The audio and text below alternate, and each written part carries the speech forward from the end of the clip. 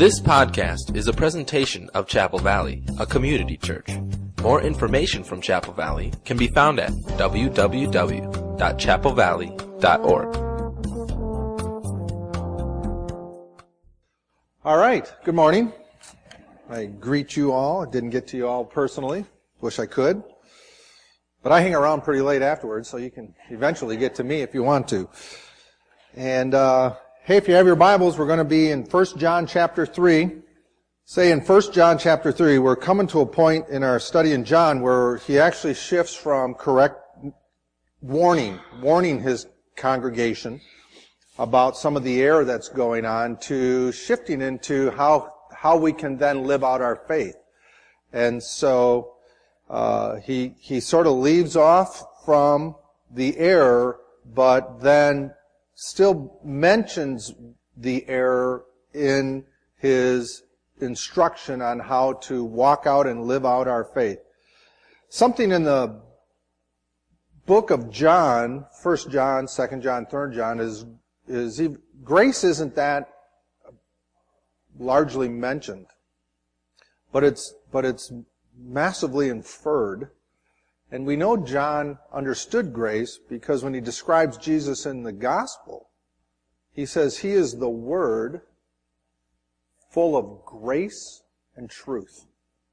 Now that is really important, because accuracy without the ability to help another live in it is just law, and then all we've done is identified how they're going to break the law soon.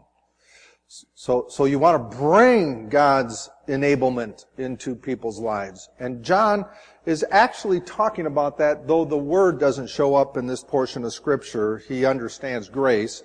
I actually suspect the timing where John writes this, he was probably familiar with the Apostle Paul's writings and understood the teachings that were going around, and then the Lord put it on his heart to add his measure. So, since I have a little bit I'd like to get accomplished, let's go ahead and read it. I'm going to read 1 John 3, 1 through 10, and then we'll just got a few highlights on that. I'm actually reading out of the English Standard Version because I just think it reads a little better in this portion of Scripture. So, now John shifts gears, and he's speaking to his brothers and sisters in the faith, and is going to start highlighting how they can walk out their faith. And he says, "See what kind of love the Father has given to us, that we should be called children of God. And so we are. The reason why the world does not know us is that it did not know Him. Beloved, we are God's children now, and what we will be has not yet appeared. But we know that when He appears, we shall be like Him, because we shall see Him as He is. And everyone who thus hopes in Him purifies himself as He is pure. Everyone who makes a practice of sinning also practices lawlessness. Sin is lawlessness. You know that He appeared in order to take away sins, and in Him there is no sin. No one who abides in Him keeps on sinning. No one who keeps on sinning has either seen Him or known Him. Little children, let no one deceive you. Whoever practices righteousness is righteous as he is righteous. Whoever makes a practice of sinning is of the devil, and for the devil has been sinning from the beginning. The reason the Son of God appeared was to destroy the works of the devil. No one born of God makes a practice of sinning, for God's seed abides in him, and he cannot keep on sinning because he has been born of God. By this it is evident who are the children of God and who are the children of the devil. Whoever does not practice righteousness is not of God, nor is the one who does not love his brother." So, upon first reading, it sounds like it makes you a little nervous, doesn't it? It makes me a little nervous. It's just, where do I fit into that? Obviously, I haven't lived a perfect life, and not quite living one yet. So you get this idea of what camp am I from? There's tension here. How's this going to work? So I'm going to take this in reverse order, and I want to deal with the sin issue. I actually need a piece of paper. Thank you.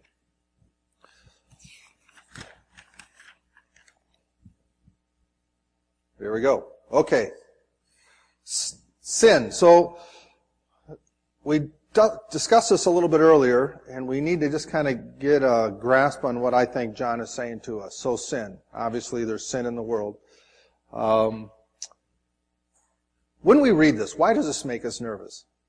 And maybe it doesn't make you nervous. It does kind of make me nervous. I'm like, okay, so I want to be living out righteousness. I mean, like, if you sin, it's lawlessness. And if you're not a sinner, then you're going to be righteous. And I'm like, well, a lot of the time I am, but not all of the time. So you were just trying to sort it out.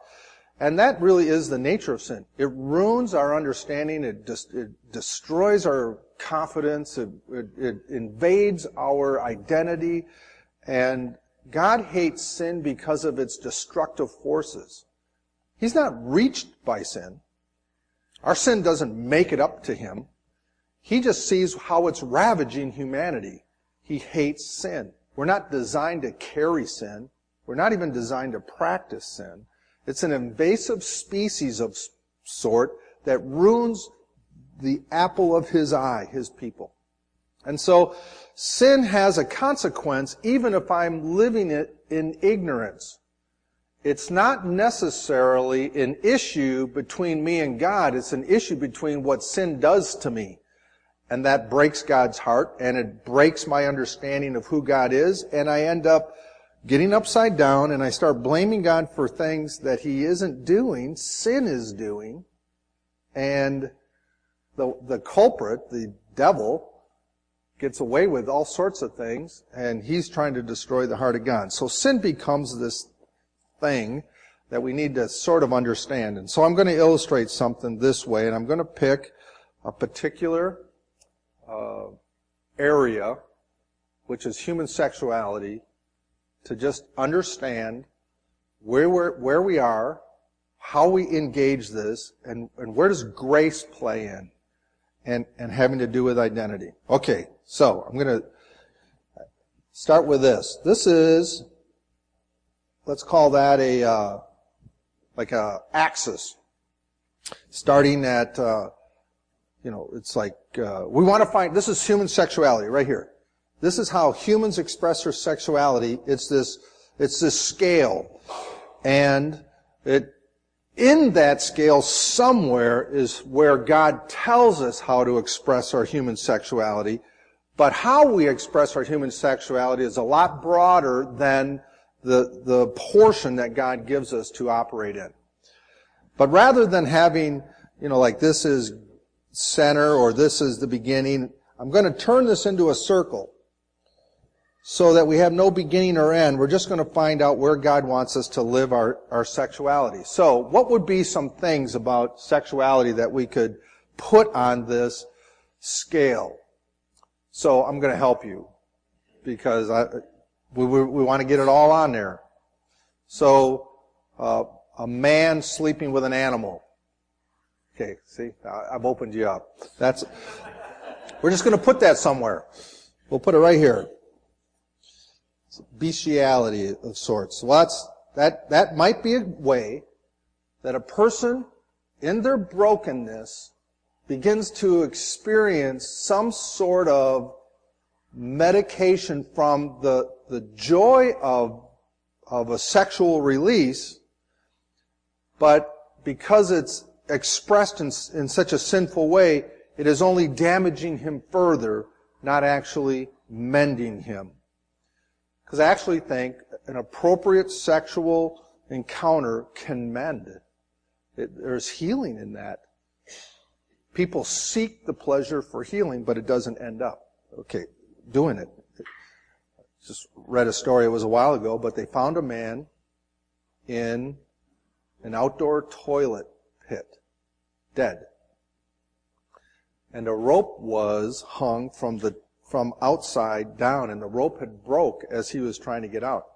They thought it was a crime that somebody robbed him and stuff and threw him in there and then gave him a rope to get out so that they could get away.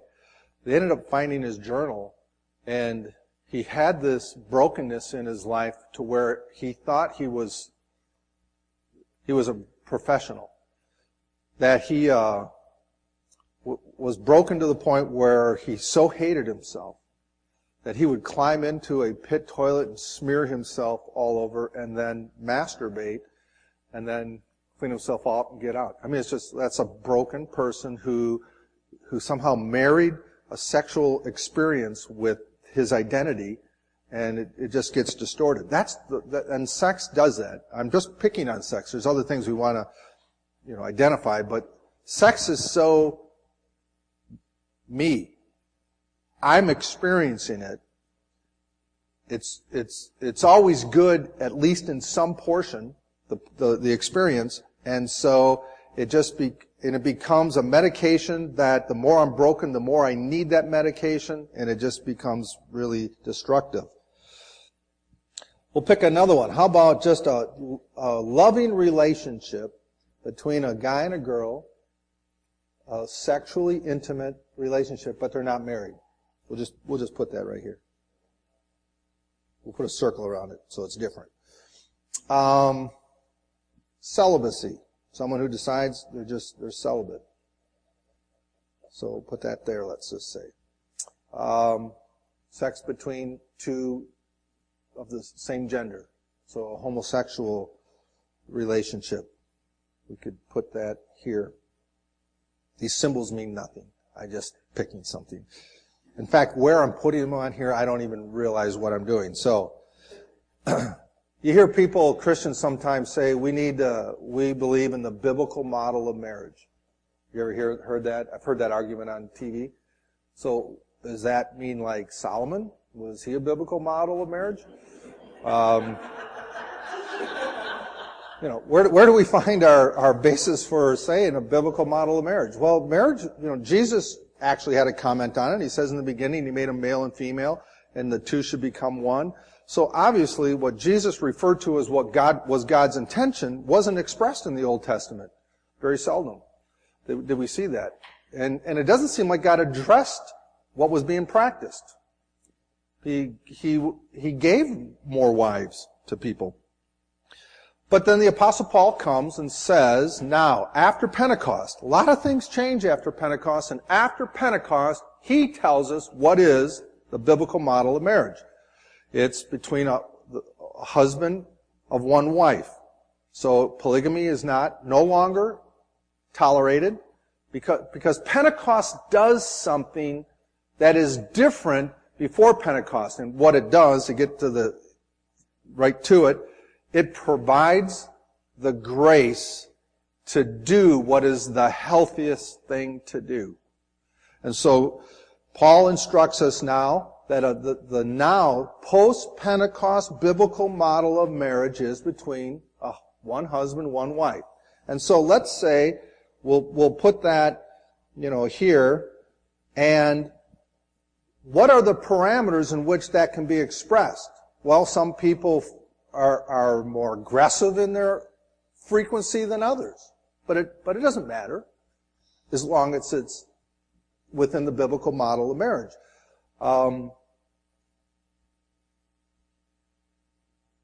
Some people, there's different ways that are healthy and not just one way. So what I'm going to do is put parameters here. And this becomes the bracket in which God says, this is how I want you to experience your human sexuality now. That becomes the parameters. So, there's a guy who's very loving, but he sleeps with all his girlfriends. He's not in those parameters. There's a same gender, loving relationship that's being expressed in a sexual manner. The Bible doesn't put those in that parameters. There's, I should add, celibacy becomes another place where God may call a person to live, which is acceptable in a New Testament model, but then there's no sexual expression. You're not allowed a sexual expression. You don't get to be celibate because you're inconvenienced by a relationship and call it for the Lord and still experience sexual expression. We would say His grace is there to allow that to become a non-issue for that person. So you're not celibate. I mean, people choose different reasons to become that way. But generally, you're celibate because you're graced to be, not because you're not interesting to somebody. Okay? So here's the parameters for human sexuality. When we try to legislate this, imposing upon all these other types of activities, without making available the grace to live and be fulfilled within those parameters, we are just bringing another form of law upon people, and nobody wants to be called a sinner, a lawbreaker. So what the church has not really done well is to explain to people, it doesn't matter if you have a past of sleeping, young man, sleeping with a woman every month. When you get married, it's not about, I'll never do that again. You need to bring that confession with, and God, I need your grace to help me experience the full measure of what you intended for me to experience in my human sexuality, and I submit it to the parameters of within the context of my marriage. And then you find God's grace to help you do that. And He will. And then you'll be completely fulfilled, and there will be nothing else other than when we're drawn away by our own lust and tempted, and if that is ever acted upon, it never actually will provide what you're looking for. There'll be a physical pleasure, but it will war against your soul. So God attends to this. He attends to it. And there's something dynamic that can be arrived at by experiencing human sexuality within those parameters. He doesn't just allow it, He attends to it. I got an email from someone this week asking me, they're interested in marrying somebody, but they don't really have a good reason to give her. I think they do, but they didn't think they did. So I responded in kind in my email. I said, hey brother, I'm going to hide his name, and I'm going to call her Kim. Okay? That is not her name. This is how I wish I had proposed to you. Marriage is the best. It seems to me to be the only relationship that can allow an individual a long, deep look into the divine handiwork taking place over time in another. This is a truly humbling thing to witness, as it inevitably brings about growth in the observer. It is a unique union that is attended to by God with His permission for intimacy, His allowance for our impetus, and His faster-than-lightning response to one's prayers for the other. The couple that marries becomes woven together to experience in ever-increasing depth the likeness of God. One can live a full and complete life without marriage, and in fact may be asked to do so, but one cannot experience what God intended marriage to offer without being married. So it can go something like this. So I gave him his proposal. So it's not Kim, but Kim. Will you do me the honor of joining me in a new journey where we draw upon God's grace to build our lives together and individually in such a way that I know could not happen unless we are married? Where that leads specifically, I cannot tell. I only know that it will be meaningful, wonderful, and without regret. I cannot do this without you, and I wouldn't want to. Will you marry me and be my wife? Yeah. And then I just wrote, LOL, brother, you are welcome, and I'm very happy for you and your future wife. Marriage is the best. And it is. There really is something that's designed to happen. The argument would be made, well, couldn't I have that same kind of experience if I married a man and we put the same heart into it that you did, wouldn't we have the same experience? And the answer is no. It's impossible. It doesn't mean you don't love somebody. There's not a statement at all on that. It is, God has said, these are the parameters into which I will attend and my grace will be available and you will experience something you couldn't experience without fitting in the proper parameters.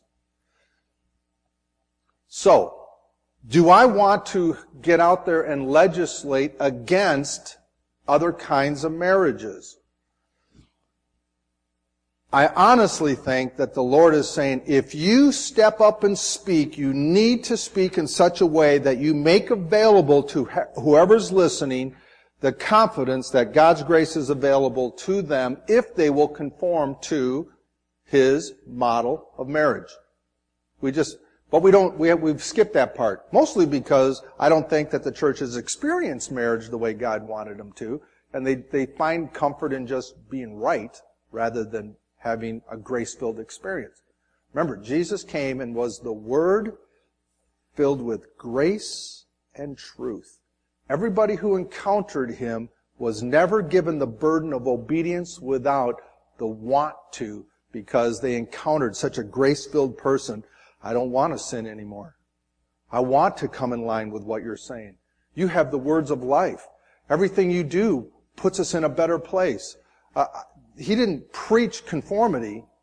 People just conformed to the grace that He manifested in His life. Except for the Pharisees, right?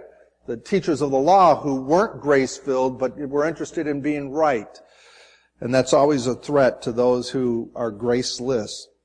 So, that's one experience. Now, we could do the same type of line, scale, and call it, let's say, financial stewardship.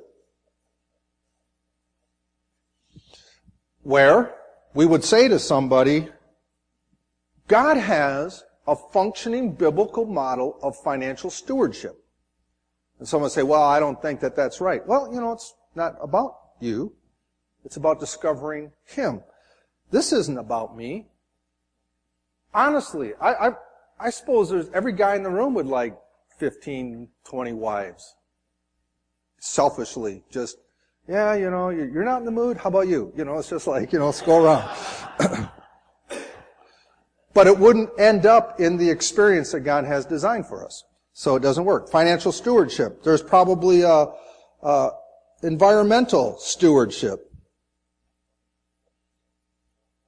So, what does He say about these things? So, I use this one because this becomes so heartfelt. But I feel that this is right. I have to discover what God's heart is, what His nature is, and see, this is what John is now saying. He goes, so see what kind of love the Father has given to us that we are now called children of God, because when we have been born of God, what has been deposited into us is, in fact, the nature of God.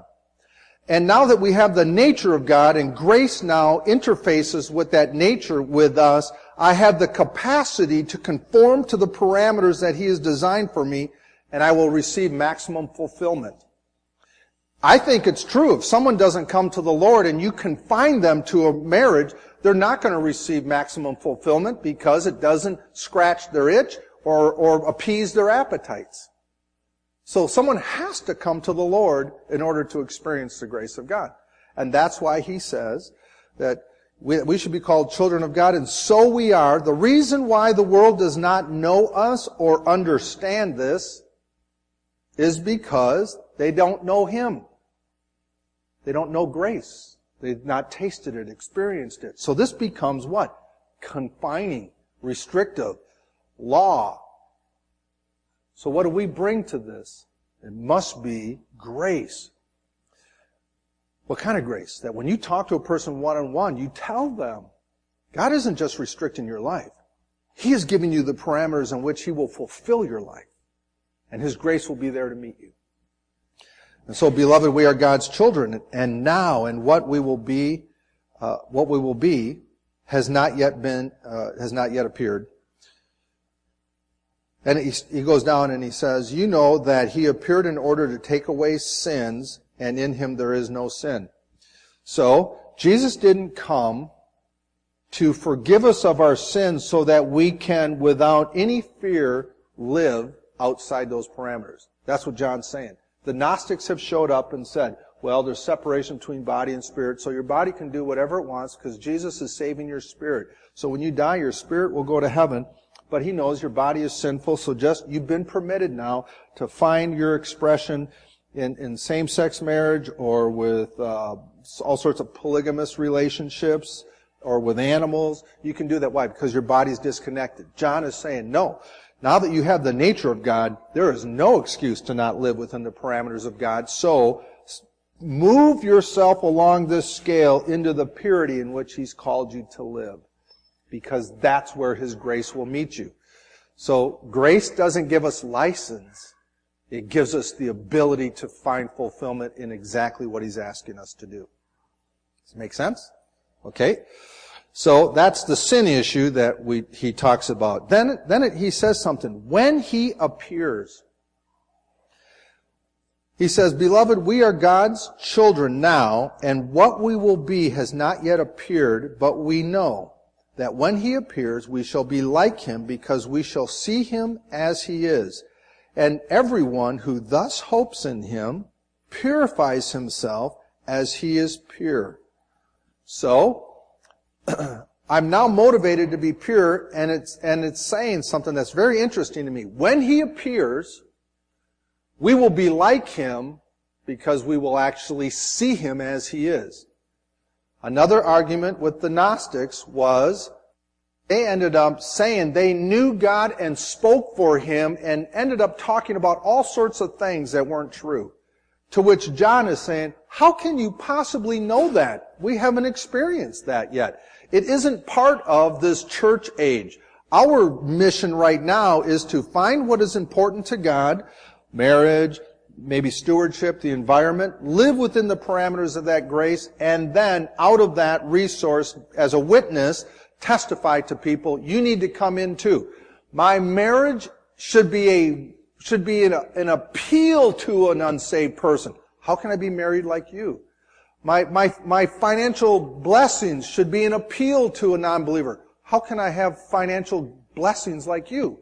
When my lawn, if you want to call it environment, how can I have a lawn like you? Just all these things where I am to be blessed and excel become manifestations of God's grace that witness to those who say, I don't have that. And so it's not I have an opinion. I need to demonstrate the life of his grace working in me. So if I really care about the globe and the environment, then I need to bring it home. And with God's blessing, not just, this is what I want to do. Lord, what do you want to display through the area of influence I have over this piece of earth? What is it you want to testify to? What do you want to show? What's important? Not social pressure. What do you really want to say? And then I think you could literally go out and curse the infestation of bugs because you're grace-filled with the Word and you're being a living witness of that so people can be drawn to that. That's what we know. What don't we know? I don't know if we'll be married in heaven. I don't think so. I don't think we'll need to. Well, will we be sexually active in heaven? I don't know. You'd say, what? What? Aren't we going to be like the angels? How do you know they're not sexually active? I'm not saying they are. I'm just saying we don't know. And we draw all these conclusions and we start scripting what it would be like. The Gnostics did. And they said, this is what you're going to be like. You're going to be without a body. You're going to be this ethereal type being. You're going to do all that. And John's saying, you can't know that. Why? Because he hasn't returned to show us. But when he comes, we will know. Why? Because we'll be changed to be just like him too. Now, we can kind of think he can eat fish and walk through walls or disappear and show up somewhere else, and it seems like he could do that without much struggle. I suspect we have a little evidence that we'll be able to do that, but what else? I don't know. Can Jesus walk on Mars? I guess, but I don't know. I think so. I'm not sure yet. But there are people who build entire movements and doctrines around things like that John says, don't listen to them, we don't know, but we will. And so he encourages his followers for that. And then the idea of, see what kind of love the Father has given to us, that we should be called children of God. And so we are. And so we are. It's hard for me to read these things and not just bring some of the other New Testament stuff into it and just and hear, see what kind of love the Father has given to us, that while we were yet sinners, God loved us and provided for us the grace to become children of God based on a confession. I will give you my life, and he says, then I will give you my nature. And I will call you son and daughter. I pronounce upon you, you are an heir of everything I've ever provided. It's yours. Just like it was my son's, it's yours now. I will be your father. You can be my child. I will watch out over you. I will raise you. I will train you. I will bring you into a life of fulfillment, and I will share with you the responsibilities that I have. This is what God's offering us. See what kind of love the Father has given to us that we should be called children of God. It's not, well, good, then I'm in, because he's going to talk, we're going backwards now. It's not that I'm in and I get to live like I want to. It's that I get to live with an absolute promise and a hopeful guarantee that in the end I will be just like him. And so John is making an appeal. Don't chase after the other false hopes. This one's the best. And it is. I was thinking about this when we talk about the biblical model of marriage. You know why I think a lot of people on TV are against homosexuality and stuff like that? Because it's listed in the Old Testament. You really don't have to talk about what you're against. You just talk about what God's doing. What is he doing? He is blessing these parameters, and he's blessing them beyond what we can even imagine. It really is. You have to experience it to talk about it. It's just so good. I think the reason most people just get hung up on this, I thought about this morning. It's because every year they decide they're going to read the Bible and they start at Genesis and end up never getting past Deuteronomy. They're just like, that's as far as I can go. Year's over. It's shot.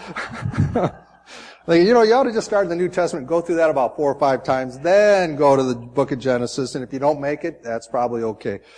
I don't know if that's for real, but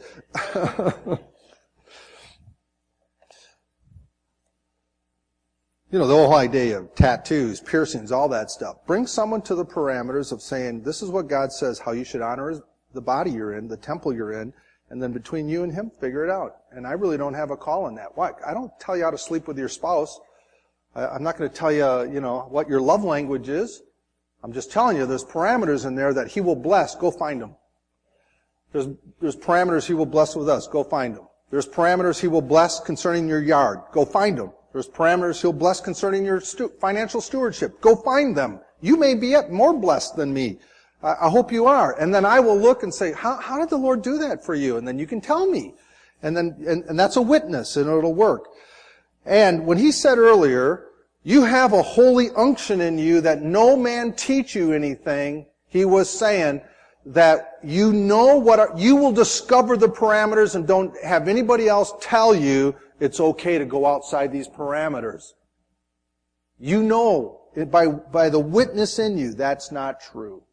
So, find your place of purity, clean conscience, feel like you're pleasing the Father, live for him, and you will. And it'll be great. And so he's beginning to tell them and unpack for them how they shall live. It's cool. I actually think, I've been in a conversation with some pastors about same-sex marriage. They don't know how to process it. They don't know how to get over it. They don't know how to say, how do I deny somebody that's so strongly in their heart attracted to somebody, and it's so easy for me to be attracted to my wife? How do I deny them the very thing that's really easy for me? I go, well, the honest truth is, it's not easy for you. You've just conformed yourself to please God, and he's blessed that effort. If you didn't have the Lord, where would you be right now in your sexuality? Right? So offer them the Lord. And don't say, and once you come to the Lord, it's all about, you got to conform to his law. It's all about grace, and you will find yourself wanting to be right in the sweet spot of how He can bless you. That's a good message, a good one for us to share. But I think in many ways we need to live it and experience it first. I have a lot more confidence talking about marriage now than I did. That's not true. I always had confidence. I just never had any credibility until now. I remember the time we moved 9 times in 2 years. And I had Kim all over the place. She's pregnant or carrying a kid on an arm and doing all this stuff, and I'm moving around. And I remember going home and telling my mom, I'm a pretty good husband, don't you think so? And she's like, no, I don't think you're a very good husband. I'm like, what? My own mother.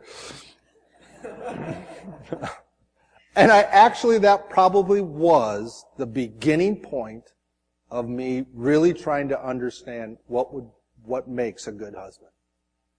Because I was flying on feeling and instinct. And those aren't trustworthy virtues to really bring you to the right place. We need to know what we're being asked to do and then acquire the grace to do it. All right, I'm going to end there. I have a couple questions, though, because you're not done. That would be too easy. 2 questions. And I want you to get together with somebody, 2 to 3 people, and talk about it a little bit. We could talk for 20 minutes on any one of these. You don't have to get both questions done. Just engage a little bit, give a thought, pick something that connects with you. But in a personal, social, and global context, what does it mean for you that God is your Father? Don't give a political correct answer. Don't even give a political agenda answer. What does it mean to you? What do you feel that God is gracing you to do and asking you to display because He's your Father?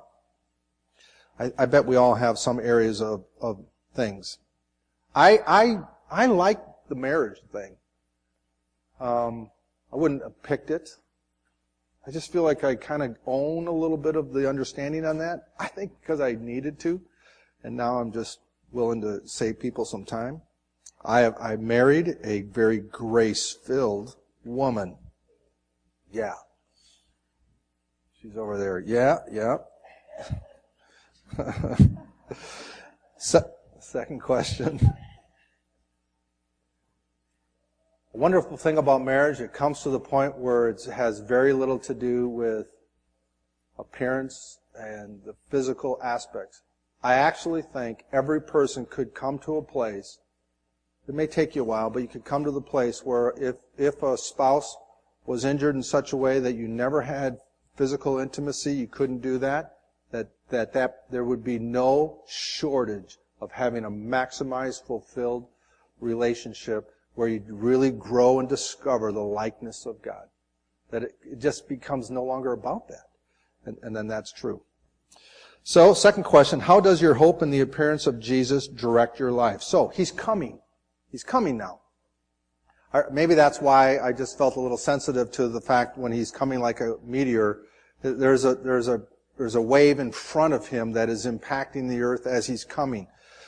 As He's coming, what does that mean to me? Because John says that we should be in the hope that He is coming and we will be like Him. And so all who are looking for His coming purify themselves.